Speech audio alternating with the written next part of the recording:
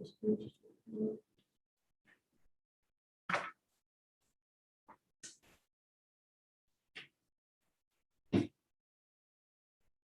I thought that I turned around and I did that thing.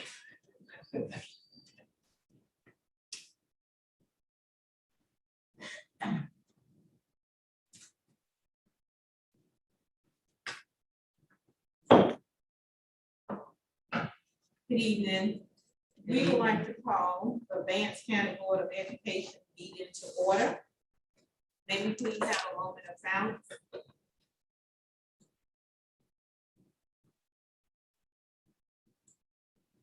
Thank you.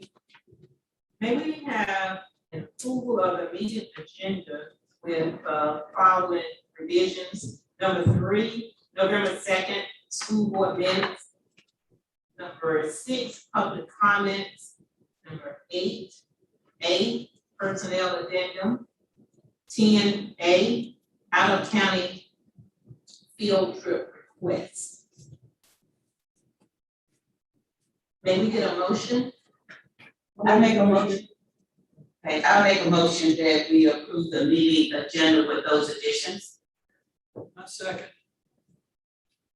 Any discussion? All in favor, please raise your right hand. Thank you. Next, we would have an approval of the minutes for October 11th and November 2nd.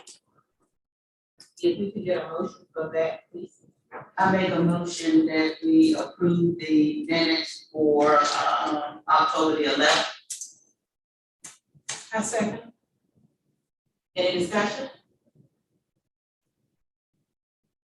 Everyone in favor, please raise your right hand. Thank you. So are we going to table November 2nd minutes? I did see some things that probably needed to be amended. So if you all would, we could review those minutes at our next board meeting. Okay, I'll make a motion to table this minutes. maybe get a second. Thank you. Thank you. Any discussion? All in favor, please raise your right hand. Thank you. We don't have any recognitions and or announcements. Next, we would have comments from the public document. Good evening. We do have one person who has requested to address the board. Ms. Patricia State, if you would move forward, and as protocol and as we have informed you, you have 3 minutes to address the board meeting. Well, good evening, ladies and gentlemen, and I am Patricia Steve, a lifelong member of Vance County, and I have 2 questions and a statement. I'm not used to public speaking, so you forgive me. First, has the Vance County school system adapted the 2nd edition of the 2020 federal regulations? And 2, are you in agreement with the National School Board Association? My opinion is that the above constitutes sexual abuse of young children and is illegal. I would like to see all school board members remove themselves from the National School Board Association and put education back into local control. As many of you local board members have been educated in our local school system, I feel certain that you have the best interest of our children in mind, but I feel that your hands have been tied by the federal bureaucrats. That is why I hope that you will distance yourselves from these organizations. I realize that action would stop federal dollars, but why can't we keep Vance County tax dollars in Vance County to finance our children's education and put Vance County education back into our local school board control? And I have been told that you do not participate in this program, and so I want to congratulate you on this honorable decision. Thank you. Thank you.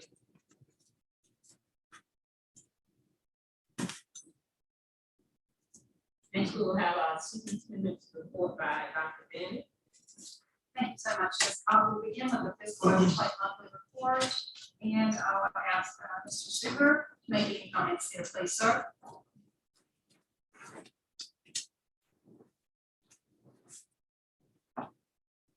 All of this, make sure it's done. Okay. This is our monthly fiscal oversight report, and as you can see, those items have been reconciled in a timely fashion. We also have CPA firm auditors have completed an audit and begun submitting those required documents to the agencies, and we're still waiting for a budget to be passed by the state. Mr. Super, as mentioned, you can see the reconciliation report.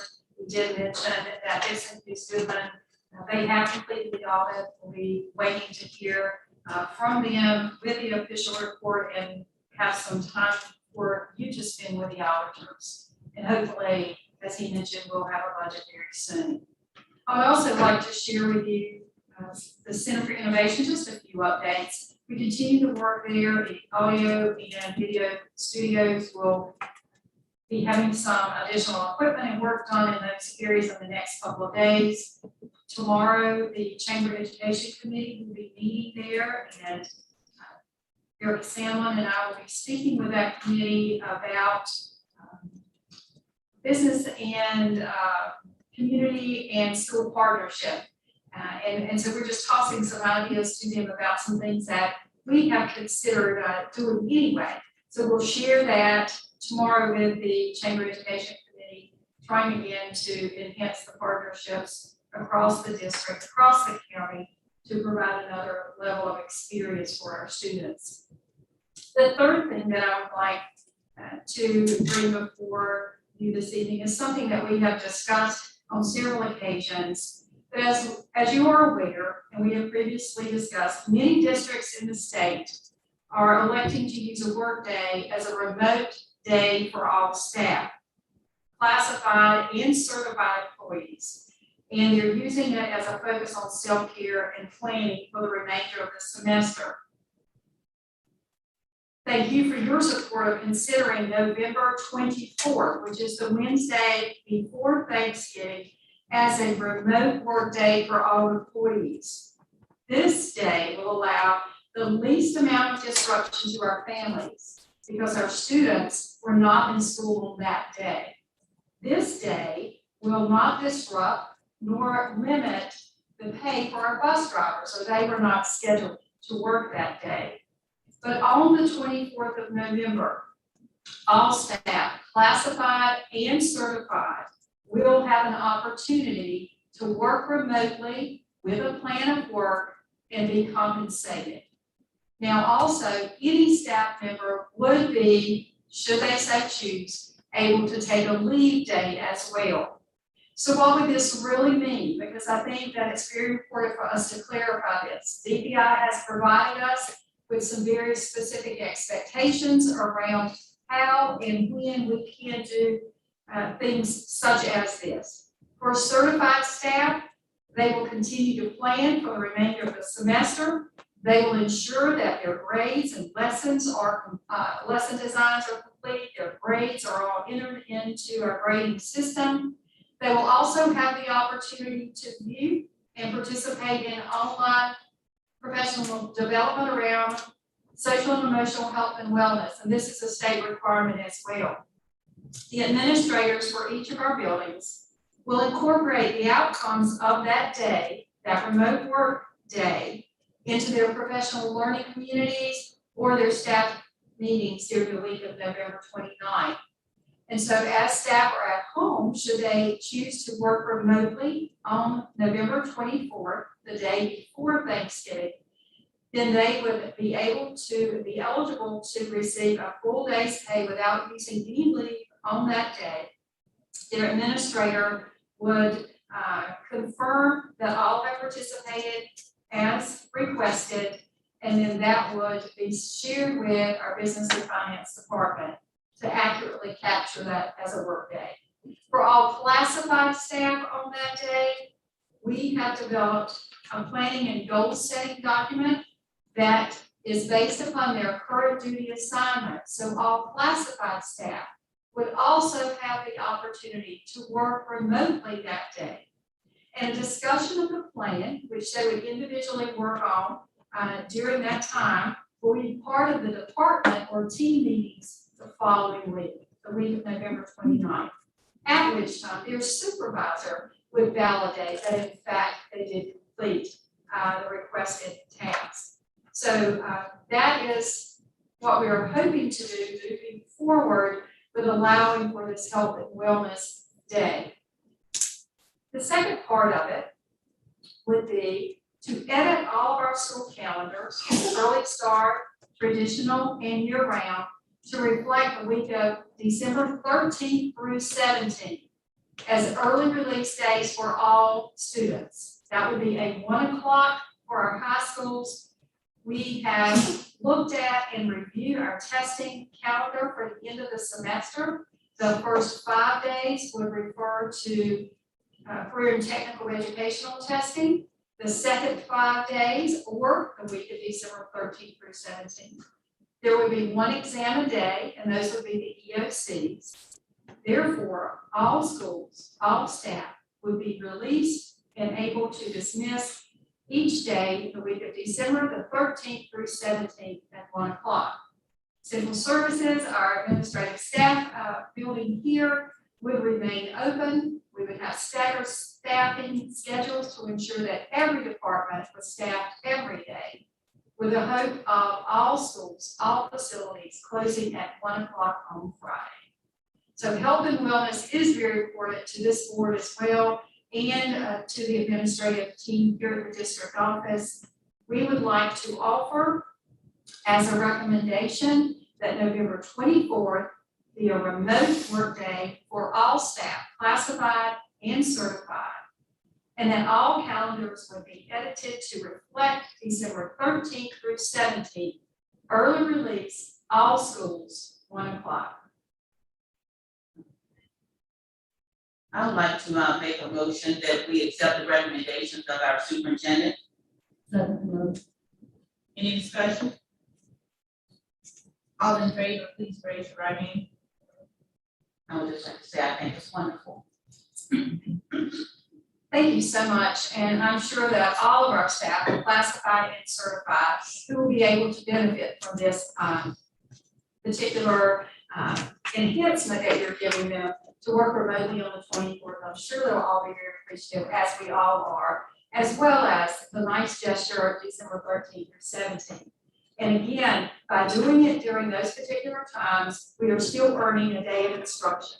So we're not actually losing any instruction with our students. We're not referring to students as not having a day of instruction or sending them home, because the state does not allow those remote instructional days this year unless it's an inclement weather or an emergency situation.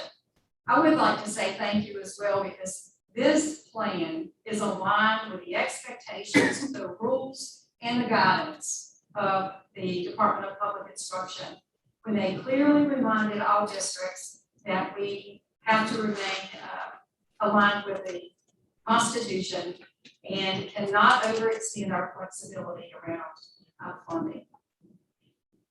The next thing, we have a few slides. Just wanted to bring you up to date, remembering that every month we do vote, you as a board, I should say, do vote on our policy around masking. As you can see, some of our state is beginning to be orange and not all red. For that, we are very, very thankful. The level of transmission in our state is beginning to be reduced.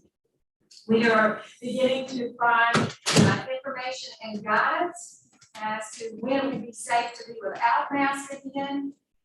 What we're finding from the Department of Health and Human Services, as well as Granville, Vance, Public Health, one of the things that they're thinking about is maybe by mid-January, we should be, that should be a reasonable prediction as to when we might be able to fully remove the mask. Because as you are aware now, all school-age children are eligible for a vaccine.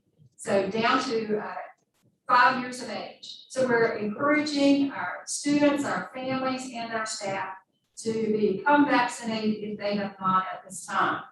Our next slide, just wanted to bring you up to date. When we look at Vance County, we are about 66% of the population, and this was last Friday, who that had actually received the first dose, and we're a little less, about 61% of the population here in the county have received both of the vaccines. Of course, we know the booster is also available now, and we're encouraging folks to get the booster as they are ready and the timeline is right for them. And finally, just one other thing that, we do track and on our COVID dashboard, our numbers daily, and you can see the historical data. From September, our high for any one day was 67, our low was 23 daily reported cases. October, you can begin to see the shift of 31 with the high and 10 with the low.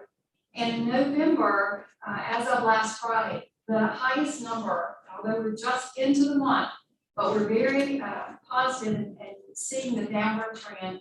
The highest day thus far in November were 14 cases in any one day. Remember, that's confirmed cases of folks who were actually quarantined.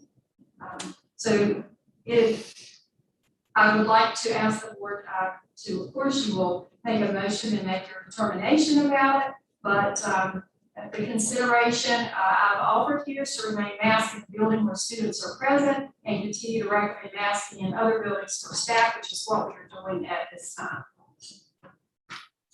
I mean, that students are still required to wear masks and adults when they are in the building with students. Second that motion. Any discussion? Everyone in favor, please raise your right hand. Thank you. That concludes my report. Thank you so much. Thank you. Next, we'll move on to the standing committee. We will have personnel by Mrs. Ellis and Dr. Caraway.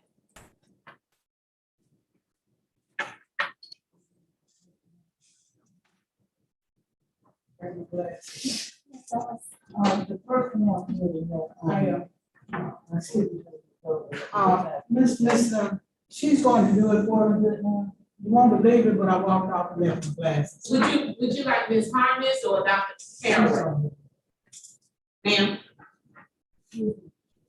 Yes, ma'am. Ms. Harness? Yes, I'm going to make. The personnel committee met on November 7th. The personnel summary was, the committee with no questions.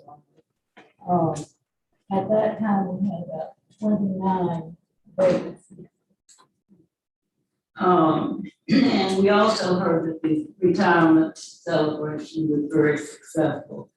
So in your folder tonight, you also had an addendum to the personnel. So I would like to make a motion at this time that we accept the personnel recommendation from the committee and also the addendum that you have in your folder tonight. I second that motion. Any discussion? Yes, ma'am. I would just like to say, I like the new book that we have from each school, the number of vacancies we have and what those vacancies are. Thank you. Thank you. All in favor, please raise your right hand. Thank you.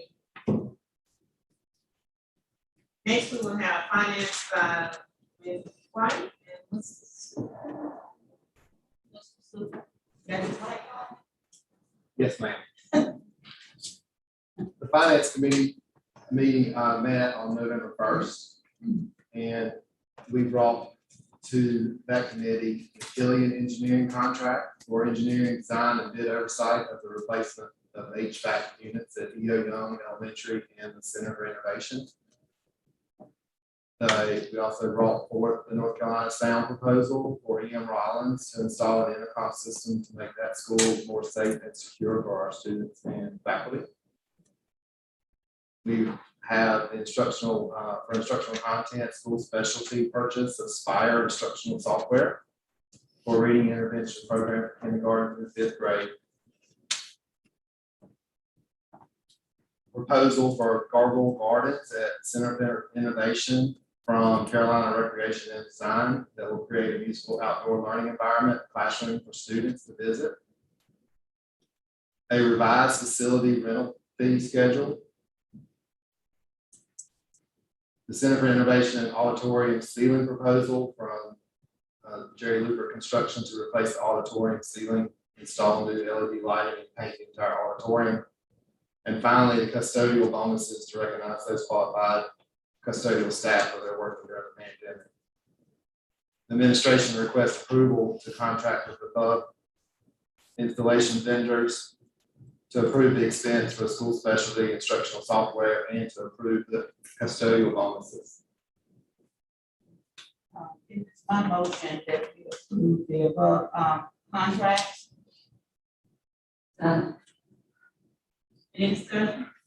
I just want to mention one thing, before we start, and if you look back, through your book, you will see, what those, contracts and what the costs are. They're not listed here on the agenda, the sheet there, but if you go through them, they are listed, what the cost would be. Thank you. All in favor, please raise your right hand. Thank you. Anything else for the finance committee? Okay, thank you.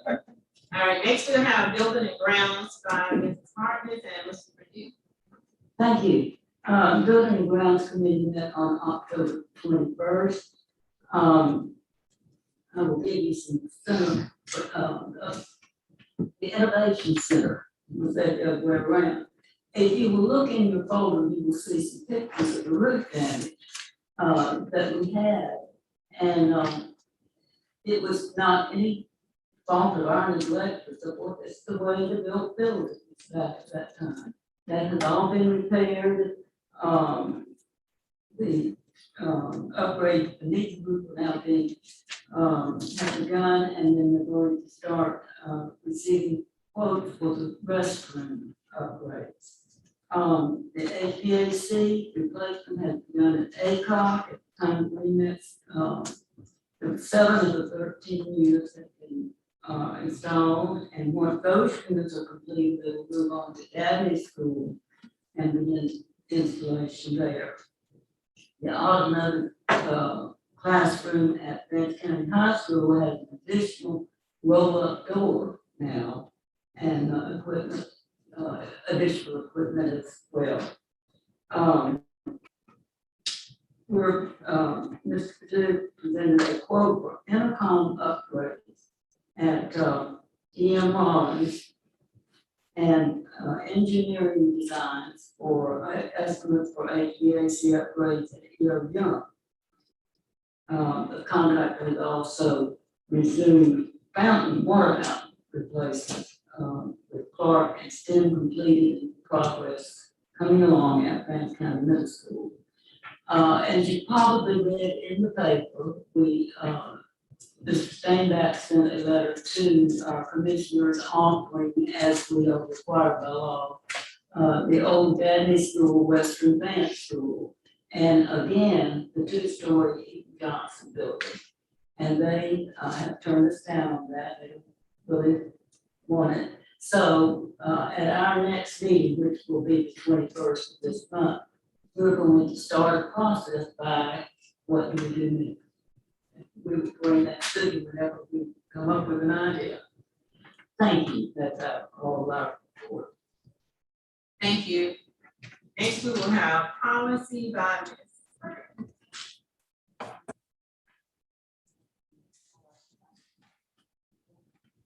Good evening, Madam Chair, board members, Dr. Bennett, The policy committee met on November 1st to review the 7,000 series of policies and recommended revisions to 3 policies. Policy 7263, COVID-19 employee pandemic safety mitigation policy, the updated, the required temperature check maximum from 99 to 100, and clarifies that no COVID-19 home testing kit results will be accepted for those employees attesting to COVID-19 symptoms. We then looked at policy 6316-7406, duty to drive a school bus and exemption. The revision adds the effective beginning date of November 9th, 2021.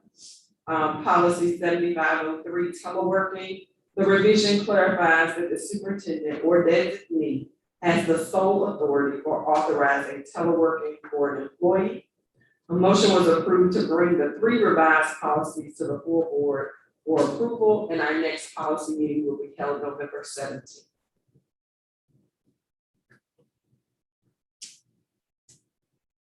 I would like to make a motion that we approve these policies.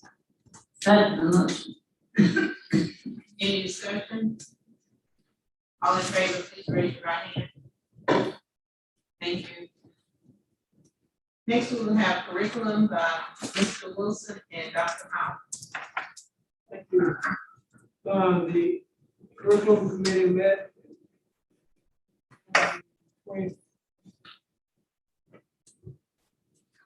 21st of October. Members present were myself, Ms. Gooch, and Mrs. White. Staff members present were Dr. Bennett, Dr. Powers, Michelle Burton, John Super, Kevin Perdue, Marcia Abbott, and Jennifer Caraway. I call the meeting to order at 9:32. This is Powers, please. Thank you, Mr. Wilson. Good evening, all. During the curriculum meeting, Ms. Abbott shared a handout and a presentation with the committee. She stated that on October 3rd, additional Khajiits were deployed, 3 to V3 or Advanced Virtual, and 1 to LB Yancey for a total of 9 devices deployed this school year. A total of 26 devices are still being actively used. This number includes 17 of the 222 devices that were deployed last school year. She also stated that social workers will be contacting parents at each school over the next week to recover these devices. Letters will be sent with payment options. Devices will be disconnected if not returned after receiving parent communication. Khajiits, otherwise known as mobile hotspots, are placed at various locations throughout the county. 6 of these locations have chosen to discontinue their use. 16 agreed to keep a hotspot on site. The Emergency Connectivity Fund funded 100% of the cost to provide these hotspots, plus an additional 1,000 student devices and 100 additional teacher devices in the district. Schools are responsible for accidental care costs. Dr. Bennett thanked Ms. Abbott for applying for these funds and asked if she would share this information at the full board meeting. A report from Dr. Ross Putney about AVID, that's Advancement via Individual Determination, which is a college and career readiness program, was given to the committee as an update.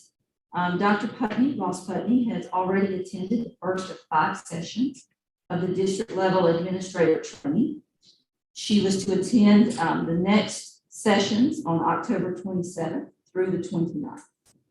She's also met with principals in early October regarding goals and site team coordination. Participants at both Vance County High School and Vance County Middle School have already completed modules 1 and 2 of the 5-part Plan, Do, Study, Act improvement model. 3 individuals are registered to attend the National AVID Conference in December. Regarding the food truck, the new date for the food truck ribbon cutting is December 8th. More information is forthcoming. Professional development was offered on October 13th. Teachers participated in 26 plus or minus PD sessions and earned approximately 39 CEUs collectively. Individual principal meetings began the very next week. Dr. Bennett, myself, and Ms. Burton met individually with each principal to discuss their self-assessment, initial professional development plan, and school improvement plans. I informed the group that Edgenuity, this is the curriculum resource used at V3, is up and running. We were faced with a few problems that needed to be addressed. Those issues were addressed with Edgenuity, and to date, things are running smoothly. There were no other questions. Mr. Wilson adjourned the meeting at approximately 10:02. Next meeting will be Thursday, November 25th.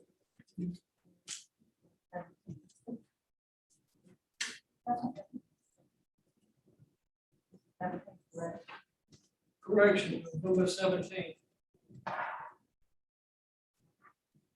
Thank you. Community and business relations, Ms. Booth and Ms. Sampson. The Community and Business Relations Committee met November the 2nd. Mrs. Salmon shared that the analytic and insights for social media allow us to see not only how far the information is reaching, but also the engagement of the community, which includes reactions and comments. The 28-day report for Facebook, Twitter, and website, they are listed in the minutes in your notebook, and you can see that there was an increase. The impressions with Twitter, impression was 71,500, which was a 20.9% increase. Followers was 2,280. The post 60, that was for 28 days. Facebook reached 38,716. That was a 71% increase. Engagement was 20,716, and that was a 131% increase. Post was 22, and that was for 7 days. Page likes was 65, and that was for 4,514. Mrs. Salmon shared a lot of good information with the committee, and I'll ask her if she would briefly share some of that information with everyone tonight. Hi. So we also talked a little bit about the analytics of the website. We had over 18,000 hits there. We're also looking at Blackboard Alley, which is the accessibility ADA compliance work that will go on within our website to ensure that we're ADA compliant. That will be taking place in the near future. Blackboard's in the process of running those scans now. We also have a district teams account through SMORE, which will allow each school to send out district or school-based newsletters, so every school will be able to do that. Our media coverage is ongoing with our local media as well as our regional media. We're in the process of our district holiday card. Students are doing their artwork towards that. We did hold our retirement celebration as a recognition for those retirees. The Student Teacher and Parent Advisory Councils met this month. They'll meet quarterly throughout the year. We met at the Center for Innovation. The Chamber of Commerce Education Committee, Dr. Bennett alluded to that a while ago. We'll be presenting to them tomorrow regarding a potential experience opportunity. North Carolina School Board Association, Dr. Bennett and myself will be presenting Thursday at that. And also Vance County High School submitted a video submission for the school board conference and placed. We won't know until Thursday their placement, but we're excited to announce that they have placed once again. I think it's the 3rd year running. We are continuing to market our district-wide events. We will be kicking off a vaping awareness campaign with our student behavioral support team and just kind of really seeking ways to reach our families for more information on that. Arts Lab 2022 will be taking place April 9th. The Public School Foundation is looking at the possibility of adding $1 to that event. And of course, our COVID dashboard and monthly data is updated each day by 9 a.m. on all school days. And then our pay rental schedule, which Mr. Suter alluded to. Thank you. Next, we will have new business review and resolution by Dr. Bennett. So of course, every 10 years when the census is done, there's always a time to review the numbers, review the data. And since the creation of Advanced County Board of Education, there have been 7 districts. And so the board nominated, or I should say created, a committee to look specifically at the redistricting. And through that work, with the committee, with the full board, I now present to you a resolution developed for us based on the work of the Board of Education and the committee of Mr. Spavak.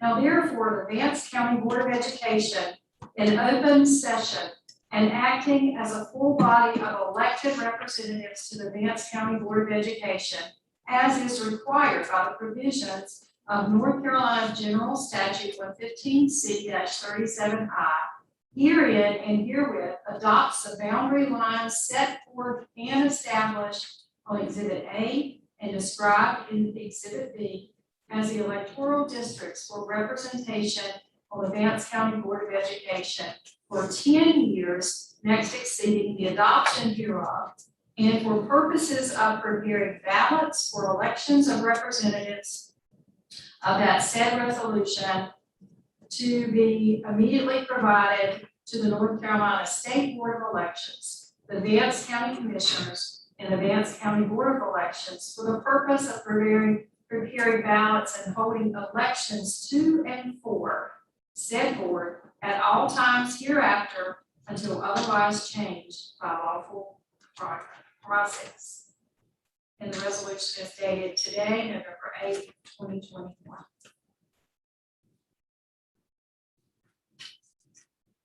Thank you. Next, we will have, current item. Oh, I'm sorry, I'm moving too fast. May we get a motion for this resolution?